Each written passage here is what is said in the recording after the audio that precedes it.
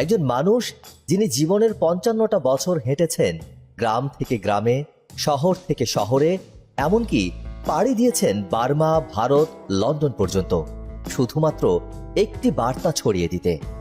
তিনি হলেন শাহ সুফি মাওলানা সৈয়দ শফিউল বশর আল হাসানি আল মাইজ ভান্ডারী।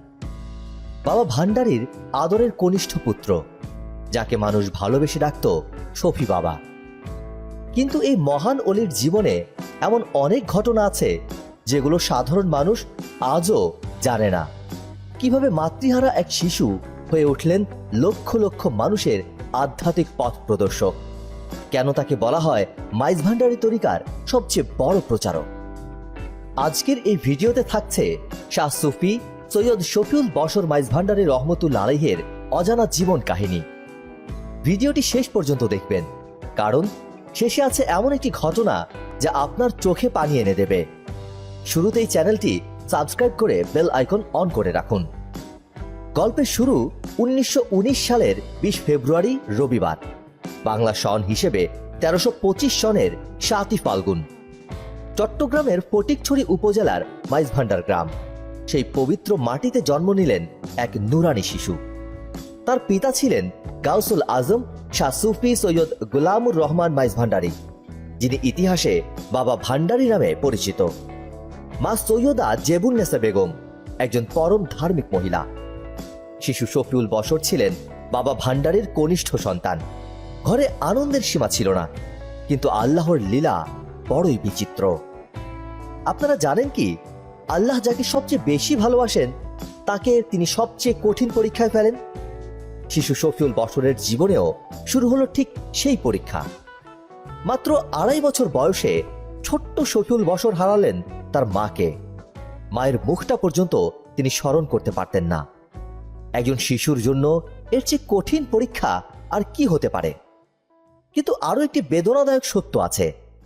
তার পিতা বাবা ভান্ডারী, যিনি ছিলেন জীবিত, তিনি সর্বদা আল্লাহর ধ্যানে মগ্ন থাকতেন।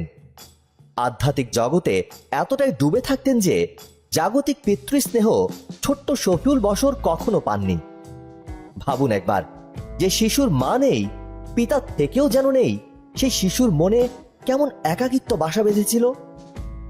এই কঠিন সময়ে যে মানুষটি শিশু শফিউল বশরের জীবনে ফেরেশতার মতো এসেছিলেন, তিনি হলেন তার বড় ভাই শাহজাদায়ে গাউসুল আজম হযরত শাহ সুফি মাওলানা সৈয়দ খায়রুল বশর মাইজ ভান্ডারী। বড় ভাই খায়রুল বশর তাকে শুধু ভাই হিসেবে নয়, একজন পিতা, একজন শিক্ষক, একজন আধ্যাত্মিক গুরুর মতো আগলে রাখেন। আত্মীয় স্বজনদের মমতার ছায়ায় ছোট্ট শফিউল বশর ধীরে ধীরে বড় হতে লাগলেন। এই সময়েই তার মধ্যে ফুটে উঠতে লাগলো এক আশ্চর্য বৈশিষ্ট্য। তার চেহারায় ছিল এক অদ্ভুত নূর, যে কেউ তার দিকে তাকালেই মুগ্ধ হয়ে যেতেন। তার কণ্ঠস্বর ছিল এতটাই মধুর যেন মধু ঝরে পড়ছে। গ্রামের মানুষ, আত্মীয় স্বজন সবাই বলতেন, এই ছেলে সাধারণ কেউ নয়, এর মধ্যে আছে বাবা ভান্ডারীর রুহানি শক্তি। ছোটবেলা থেকেই তিনি কোরআন ও হাদিসের প্রতি অগাধ ভালোবাসা পোষণ করতেন। ইসলামী শিক্ষায় পারদর্শী হয়ে উঠলেন, শিখলেন আরবি, ফার্সি, উর্দু সহ বিভিন্ন ভাষা। হযরত শাহ সুফি সৈয়দ শফিউল বশর মাইজ ভান্ডারী রহমতুল্লাহ আলাইহি মাইজ ভান্ডারী তরিকার গভীর জ্ঞান অর্জন করলেন পরিবারের মাধ্যমেই। জীবনের আরেকটি বড় পরিবর্তন এলো ১৯৩৭ সালে ৫ই এপ্রিল, বাংলা ১৩৪৩ সনের ২২শে চৈত্র। তার পিতা বাবা ভান্ডারী ইন্তেকাল করলেন। যে পিতার স্নেহ তিনি জীবনে তেমন পাননি, সেই পিতাও চলে গেলেন দুনিয়া ছেড়ে। তখন শফিউল বশরের বয়স মাত্র ১৮ বছর। পিতার বিয়োগের ৬ মাস পর পরিবারের সিদ্ধান্তে তিনি বিবাহ বন্ধনে আবদ্ধ হলেন। তার জীবন সঙ্গিনী হলেন সৈয়দা আশরাফুন্নেসা, একজন ধার্মিক, নম্র, পরহেজগার নারী। এই দাম্পত্য জীবনে আল্লাহ সুবহানাহু ওয়া তাআলা তাদের দিলেন ১১টি সন্তান, ৫ ছেলে এবং ৬ মেয়ে। তার পুত্রদের নাম সৈয়দ হাবিবুল বশর, সৈয়দ মুহিবুল বশর, সৈয়দ নজিবুল বশর, সৈয়দ মুজিবুল বশর এবং সৈয়দ আমিনুল বশর। পিতার ইন্তেকালের পর শফিউল বশরের কাঁধে এলো এক বিশাল দায়িত্ব।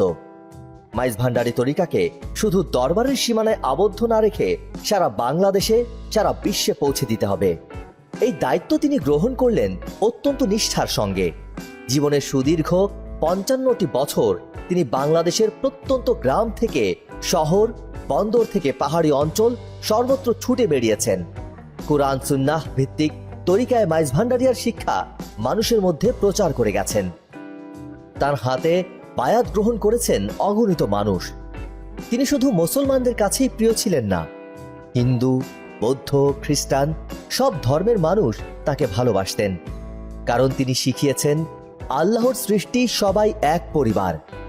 জাতি, ধর্ম, বর্ণের ভেদাভেদ মানুষে মানুষে বিভেদ তৈরি করে না।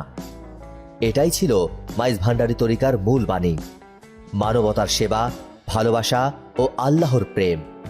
এবার আসি সেই ঐতিহাসিক ঘটনায়, যা ইতিহাসের পাতায় স্বর্ণাক্ষরে লেখা আছে। 1939 সালের 10 জানুয়ারি মাত্র 20 বছর বয়সী শফিউল বশর স্টিমারে চড়ে রওনা হলেন বার্মার উদ্দেশ্যে। ভাবুন একবার, সেই যুগে যখন যাতায়াত ব্যবস্থা ছিল অত্যন্ত কঠিন, তিনি দেশের সীমানা পেরিয়ে বিদেশে গেলেন তরিকা প্রচার করতে। বার্মায় পৌঁছানোর পর হাজার হাজার আশিক ভক্ত তাকে অভ্যর্থনা জানালো। সেখানে তিনি আয়োজন করলেন তার পিতা গুলামুর রহমান মাইজ ভান্ডারীর ওরস শরীফ। বহু মানুষ তার হাতে সুফি তরিকায় বায়াত গ্রহণ করল। এটি ছিল মাইজ ভান্ডারী তরিকার প্রথম আন্তর্জাতিক প্রচার। বাংলাদেশের বাইরে মাইজ ভান্ডারী তরিকা প্রথম কে প্রচার করেছিলেন? উত্তর একটাই, শাহ সুফি সৈয়দ শফিউল বশর মাইজ ভান্ডারী রহমতুল্লাহ আলাইহি। এরপর 1946 সালে তিনি আবার বার্মা সফর করলেন, এবার উড়োজাহাজে। সেই যুগে উড়োজাহাজের বিদেশ সফর ছিল অত্যন্ত বিরল ঘটনা। শুধু বার্মা নয়, তিনি ভারত গিয়েছেন লন্ডনে। বিশ্বের বিভিন্ন দেশে ছড়িয়ে দিয়েছেন মাইজ ভান্ডারী তরিকার পবিত্র বাণী। তিনি কখনো চাইতেন না টাকা, সম্মান, প্রভাব। তিনি চাইতেন শুধু মানুষের অন্তরে আল্লাহর প্রেম জাগ্রত করতে, মানুষকে পীর মুরিদি তরিকার সঠিক পথ দেখাতে। এবার আসি সেই অজানা দিকগুলোতে, যা খুব কম মানুষই জানে। আপনি জানেন কি, শফিউল বশর মাইজ ভান্ডারী রাতের পর রাত জেগে ইবাদত করতেন। দিনে মানুষের সেবায় ব্যস্ত থাকতেন, আর রাতে একাকী আল্লাহর সামনে কাঁদতেন। তার চোখের পানিতে ভিজে যেত জায়নামাজ। কেউ কেউ বলেন তার ঘরে একটি বিশেষ জায়গা ছিল, যেখানে তিনি ধ্যানে বসতেন। সেই জায়গায় ঢুকলে মানুষ অদ্ভুত এক শান্তি অনুভব করত। তার আরেকটি বিশেষ গুণ ছিল, তিনি মানুষের মনের কথা বুঝতে পারতেন। কেউ সমস্যা নিয়ে তার কাছে গেলে তিনি কথা বলার আগেই সমাধান দিয়ে দিতেন। তার আরেকটি অজানা দিক ছিল, তিনি ছিলেন অত্যন্ত দানশীল। তার কাছে যা কিছু আসতো তিনি বিলিয়ে দিতেন দরিদ্র মানুষদের মধ্যে। অনেক সময় নিজের পরিবারের জন্যও কিছু রাখতেন না। তার অনুসারীরা বলেন তিনি কখনো দামি পোশাক পরেননি, সাধারণ পোশাকে সাধারণ মানুষের মতো জীবনযাপন করতেন। কিন্তু তার ব্যক্তিত্বে ছিল এক অদ্ভুত আভিজাত্য। পারিবারিক জীবনে তিনি ছিলেন আদর্শ পিতা। তার 5 পুত্র ও 6 কন্যা প্রত্যেকেই হয়েছেন ইসলামী শিক্ষায় পারদর্শী। তার বড় ছেলে সৈয়দ হাবিবুল বশর মাইজ ভান্ডারী পিতার আদর্শ নিয়ে দরবারের সেবায় নিয়োজিত রয়েছেন। মেজ ছেলে সৈয়দ মুহিবুল বশর মাইজ ভান্ডারী তিনিও পিতার পথ অনুসরণ করেছেন। সেজ ছেলে সৈয়দ নুজিবুল বশর মাইজ ভান্ডারী রাজনৈতিক জগতে প্রবেশ করে বাংলাদেশ তরিকত ফেডারেশন প্রতিষ্ঠা করেছেন। পিতার পর প্রধান সাজ্জাদানশীল হিসেবে দায়িত্ব পেয়েছেন তার চতুর্থ পুত্র শাহ সুফি মাওলানা সৈয়দ মুজিবুল বশর আল হাসানি আল মাইজ ভান্ডারী। তিনি আজও মাইজ ভান্ডার দরবার শরীফের খেদমতে নিয়োজিত। এখানে একটি চমৎকার শিক্ষা আছে। শফিউল বশর মাইজ ভান্ডারী তার সন্তানদের শুধু ইহকালীন শিক্ষাই দেননি, তাদের অন্তরে রোপণ করেছিলেন পরকালের ভয়, আল্লাহর প্রেম ও মানব সেবার মহান আদর্শ। এই আদর্শই আজ চলছে প্রজন্ম থেকে প্রজন্মে। এবার আসি জীবনের শেষ অধ্যায়ে। 83 বছরের দীর্ঘ বরকতপূর্ণ জীবন কাটিয়েছেন শাহ সুফি সৈয়দ শফিউল বশর মাইজ ভান্ডারী রহমতুল্লাহ আলাইহি। 2001 সালের শেষ দিকে তার শরীর দুর্বল হতে শুরু করলো, কিন্তু তার মুখে কখনো ক্লান্তির ছাপ ছিল না। কেউ জিজ্ঞেস করলে তিনি হেসে বলতেন, আল্লাহর ইচ্ছায় সব হয়। তারপর এলো সেই বেদনাদায়ক দিন। 2002 সালের 1 জানুয়ারির রবিবার, বাংলা 8 মাঘ, রাত 8:25।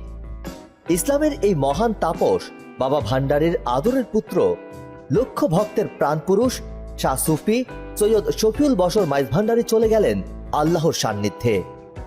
ইন্না লিল্লাহি ওয়া ইন্না ইলাইহি রাজিউন। খবরটি ছড়িয়ে পড়তে দেরি হলো না। মাত্র কয়েক ঘন্টার মধ্যে সারা বাংলাদেশে শোকের ছায়া নেমে এলো। হাজার হাজার লক্ষ লক্ষ মানুষ ছুটে এলো মাইজ ভান্ডার দরবার শরীফে। এক আশ্চর্য ঘটনা ঘটল এরপর। আল্লাহর বিশেষ ইচ্ছায় 10 মাঘ, ঠিক সেই দিন যেদিন গাউসুল আজম শাহ সুফি মাওলানা সৈয়দ আহমদ উল্লাহ মাইজ ভান্ডারীর পবিত্র ওরস শরীফ, সেই মহান দিনেই শফিউল বশর মাইজ ভান্ডারীকে সমাহিত করা হলো। আজও প্রতি বছর 7 ফাল্গুন 20 ফেব্রুয়ারি তার খোসরোজ শরীফ পালিত হয় মাইজ ভান্ডার দরবার শরীফের গাউসিয়া রহমান মঞ্জিলে। লক্ষ লক্ষ আশেক ভক্ত একত্রিত হয়ে শ্রদ্ধা জানান এই মহান অলির প্রতি। প্রিয় দর্শক, এই ছিল শাহ সুফি সৈয়দ শফিউল বশর মাইজ ভান্ডারীর অজানা জীবন কাহিনী। যদি এই ভিডিওটি আপনার ভালো লেগে থাকে অবশ্যই লাইক করুন, কমেন্টে লিখুন আল্লাহুম্মা সাল্লি আলা মুহাম্মদ। শেয়ার করুন আপনার প্রিয়জনের কাছে, যাতে তারাও এই মহান অলির জীবন সম্পর্কে জানতে পারে। আর চ্যানেলটি যদি নতুন দেখছেন অবশ্যই সাবস্ক্রাইব করুন এবং বেল আইকন অন করে রাখুন।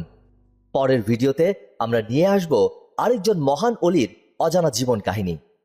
আল্লাহ আমাদের সবাইকে মাইজ ভান্ডারী তরিকার সঠিক শিক্ষা বোঝার তৌফিক দান করুন। আমিন।